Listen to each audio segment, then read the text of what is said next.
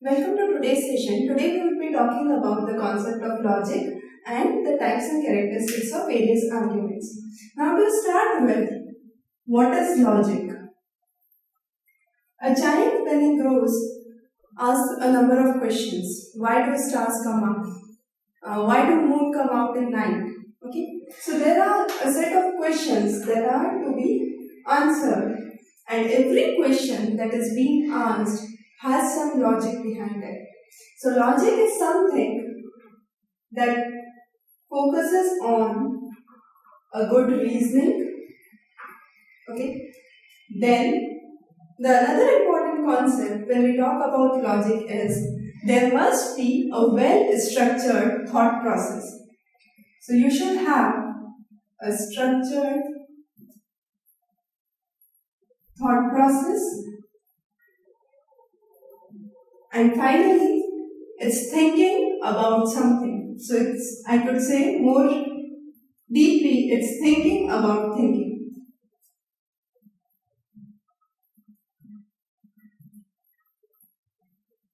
So with these traits, we say a statement is logical or it's rational in nature. Okay.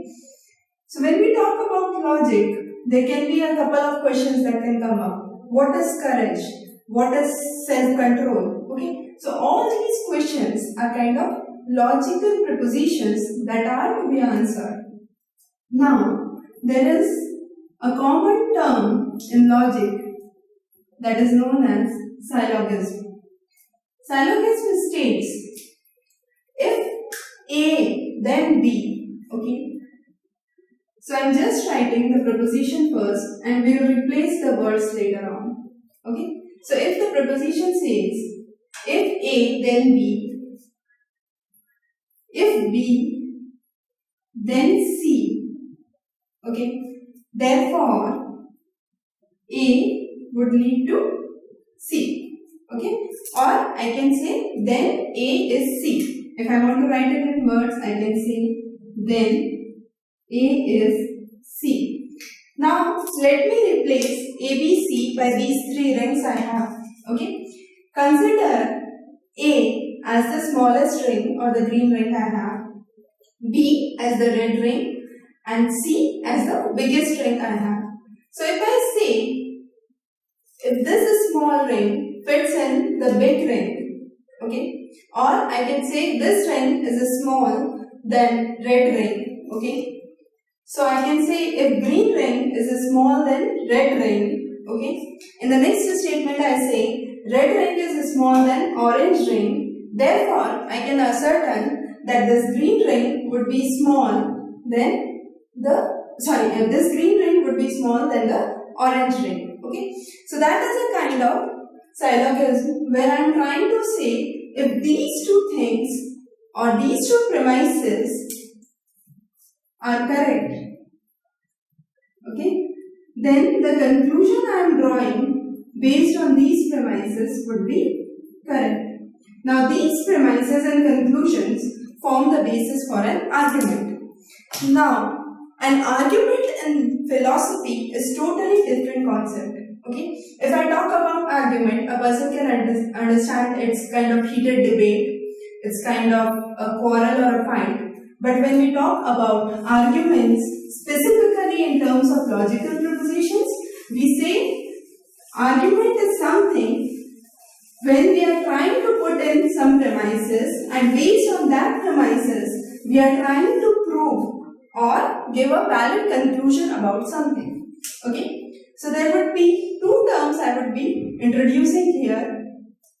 First is statements and next is arguments. Statement is something when I am trying to say a direct sentence. Okay. For example, I can say the sky is blue in color. So if I say the sky is blue, it's a statement and this statement is true. Okay. On the other hand, if I say a similar sentence, the sky is brown in color, okay. So if I say a similar sentence, sky is brown in color, this statement would be universally false because we know that the color of the sky is blue. Okay. So statements are general facts or propositions that you are drawing. Okay. And they are independent. They need not to be proved based on some other concepts. Okay. So these statements can be classified as either true or false statements. On the other hand, arguments, as we recently talked about, is something where you are trying to have a conclusion based on some of the premises you have. The basic example of syllogism where we discussed this ring is smaller than this ring and this ring is smaller than orange ring. Therefore, I can say the green ring is smaller than the orange ring. Okay, so that's the kind of argument I am trying to propose. Okay, so argument always comprises of premise or premises. There can be one or more premise. Okay, so I am saying premise or premises, and these would lead to a concluding statement or conclusion. Okay, and there can be again one conclusion or more than one conclusion. Now, some of the common terms that try to link premises are since, because, for. Okay. On the other hand, conclusion, if I am trying to draw some conclusion, it can be so, hence, therefore. Okay. So these are some of the terms that I am trying to use to understand what would be a premise and what would be a conclusion. Okay.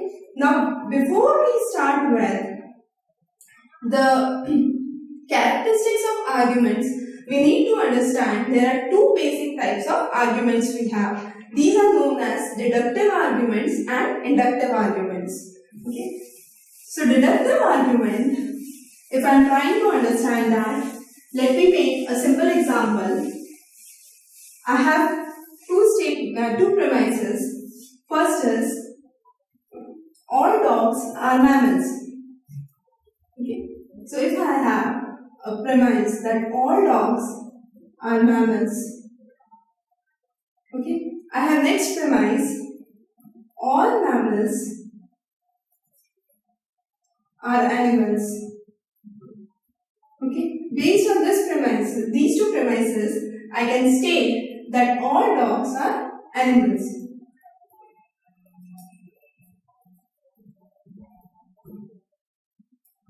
So what I am trying to do here is, these are the two premises and this is the conclusion I have, and this type of argument falls under the category of deductive reasoning, or it is a deductive argument. So when I am trying to state any deductive argument, what do I mean? I mean that I am applying some general principles to form a specific conclusion. So these two are general principles, that all dogs are mammals is a general concept and all mammals are animals is again a general concept. Based on these two general concepts, I am trying to derive something specific, that all dogs are animals. So what I am trying to do here is, I am trying to move from something which is general to something that is specific in nature.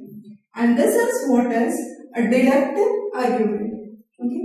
The next is the inductive argument. Under inductive argument, what we do is something that is reverse of deductive argument. Okay.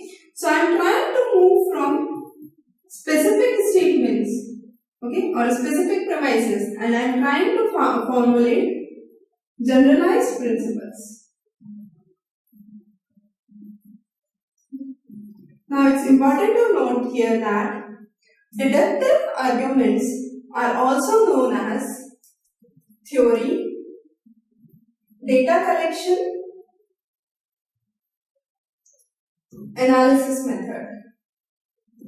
Why we call it so is, the reason is, you first have two theoretical statements, you are trying to collect some data based on this, and finally you are making an analysis. Okay. So the method of deductive approach is also known as theory, data collection and analysis method, while inductive approach is known as data collection analysis method. The reason being, you are not formulating an inductive argument based on some theory which is already well set or well established. Okay. A very good example of inductive argument would be, I'll have 4 statements. Okay. The first statement says, Earth is a planet that revolves around Sun. Okay. My next statement would say, Mars is a planet that revolves around Sun. My third statement would say, Venus is a planet that revolves around Sun. And fourth statement says, Mercury is a planet that revolves around Sun. Okay. So I have 4 premises here. Okay.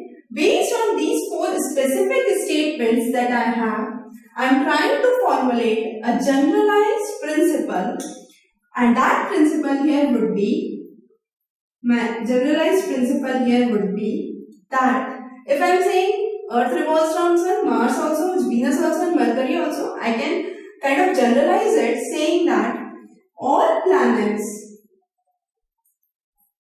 revolve around Sun. Okay. So if I have a set of data and based on that I am trying to formulate a generalization that is known as inductive approach. Okay. So these are the basic 2 types of arguments that we would be discussing throughout the topics in philosophy. The first is the deductive argument and the next is the inductive argument. Under deductive argument, I would repeat, we are trying to move from generalized principles to specific principles. Okay. So this was an example that we discussed. The next is inductive approach, where based on certain specific principles or specific statements, we are trying to prove a generalized principle, and that is what is known as inductive approach. Now, since we have already talked about what are statements, what are arguments, and the 2 types of arguments, that is deductive and inductive, we will try to move on to the basic characteristics of the arguments. Now, there are 3 basic characteristics by which we define arguments, and those are the validity of an argument, the soundness of an argument, and the cogency of an argument. Okay. So I'll try to draw a very basic structure to help you understand the parameters in logic. So the first thing we did was we understood what are statements, we understood what are arguments. Under arguments, we try to demarcate the 2 types of arguments, that is deductive arguments and inductive arguments. Now these deductive arguments can be further classified into 2 types. Those can be valid arguments and invalid arguments. So you have valid arguments and invalid arguments. Okay. Then these valid arguments can further be classified as sound arguments and unsound arguments. On the other hand, all arguments which are invalid would be unsound. Okay. Then under inductive approach, we can classify it as strong arguments or weak arguments, and these can further be classified as cogent and non-cogent. Okay. So let's first talk about inductive arguments and cogency. Now, in the previous example that we took for inductive argument, we have talked about various propositions which said Earth is a planet that revolves around Sun, Mars, Mercury and Venus and so on. Okay. So based on those 4 statements, I was trying to put a generalized statement, okay, and that generalized statement said that all planets revolve around Sun. Okay. Now, under cogency, I have a very simple example. If there are 10 balls or 10 balloons, I could say, in a room. Okay, and the child is asked to pick up the balloons from the room. Okay, the 90 balloons that the child takes out from the room are red in color. Okay, then what would be the color of the next balloon that the child would pick out from the room?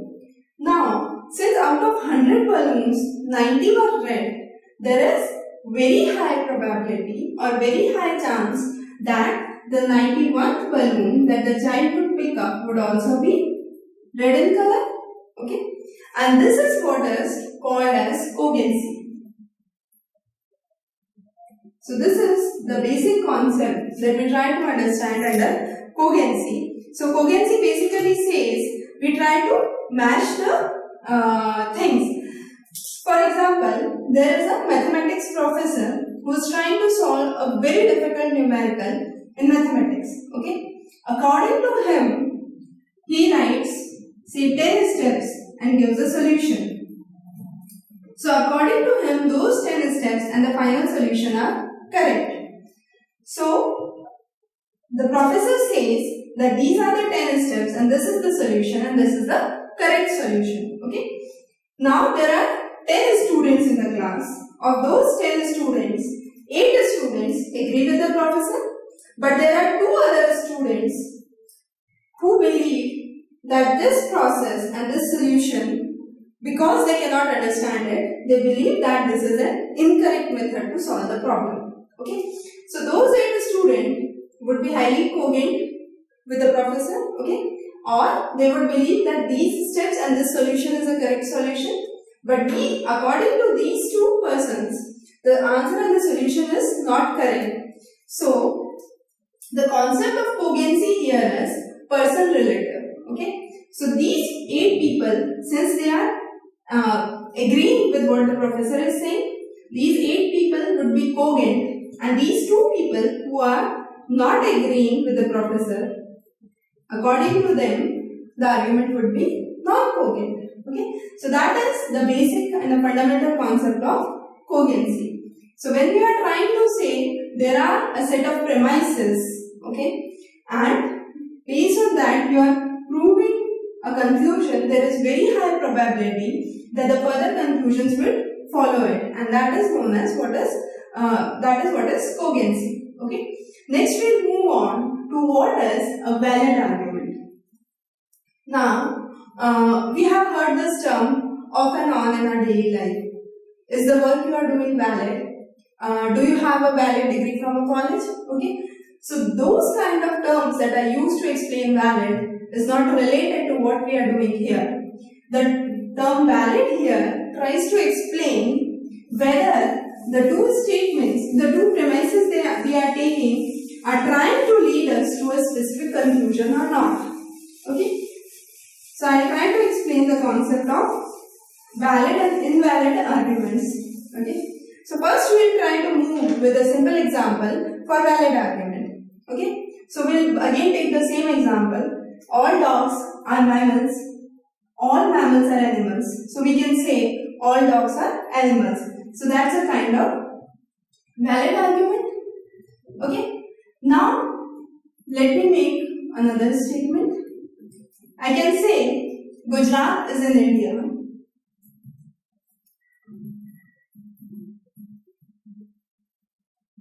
I can say Delhi is in India. Okay.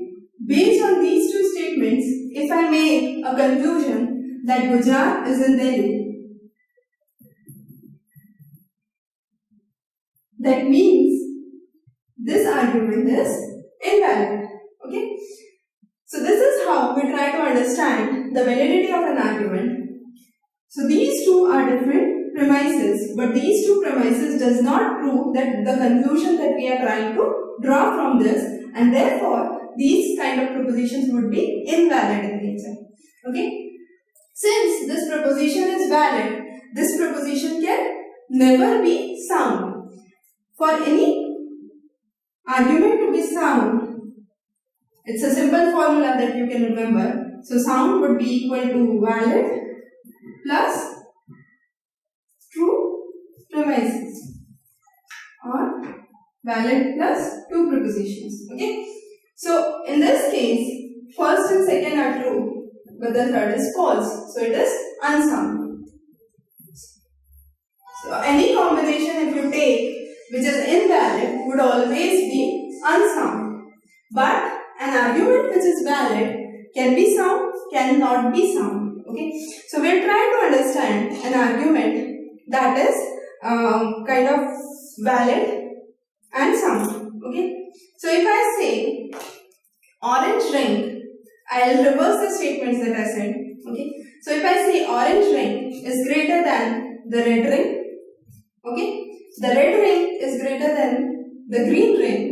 Therefore, I can say the orange ring is greater than the green ring. Okay. So what I am trying to do here is my first premise was true. Okay. My second premise was again true, and the third premise that I have made is also true. Okay.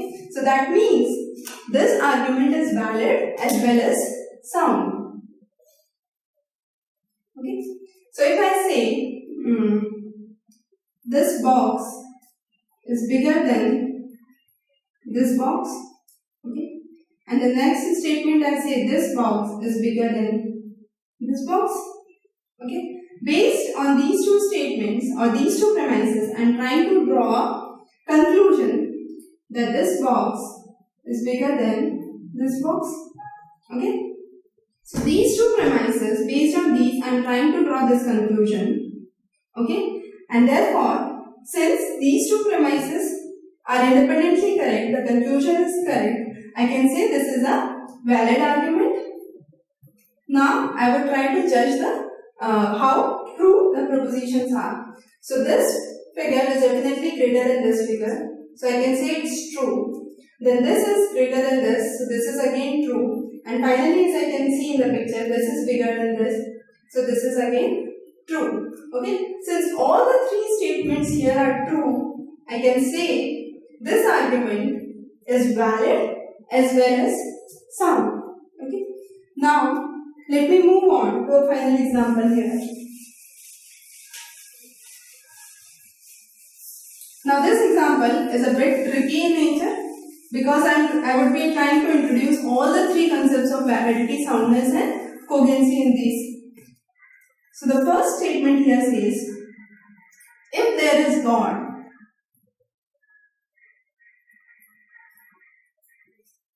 there should be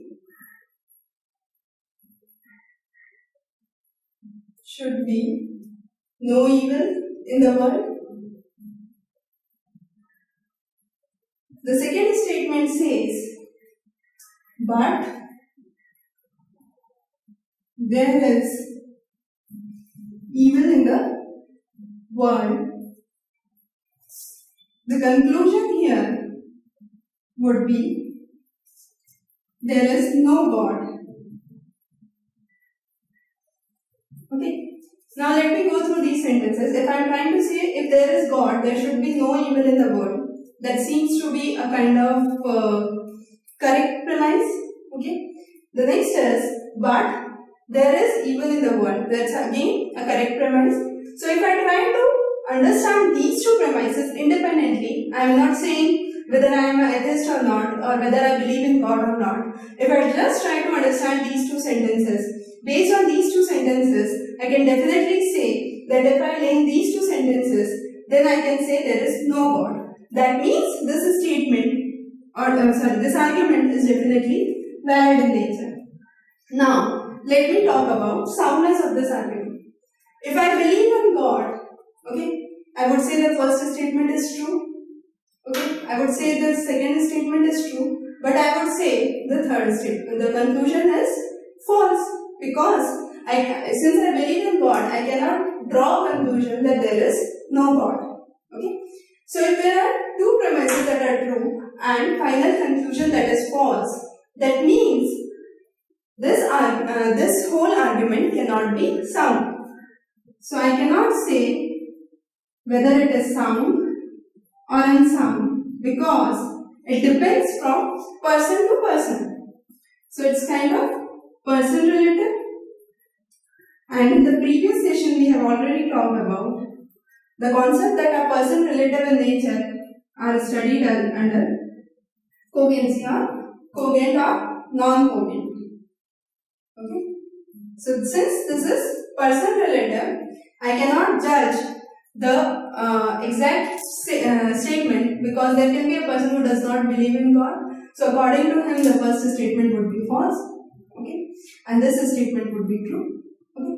So everything here, you cannot judge in this question whether it is sound or unsound, or it is cogent or non-cogent. And I would say this would be non-cogent because it is kind of person relative. So the opinion is varying from person to person. Okay.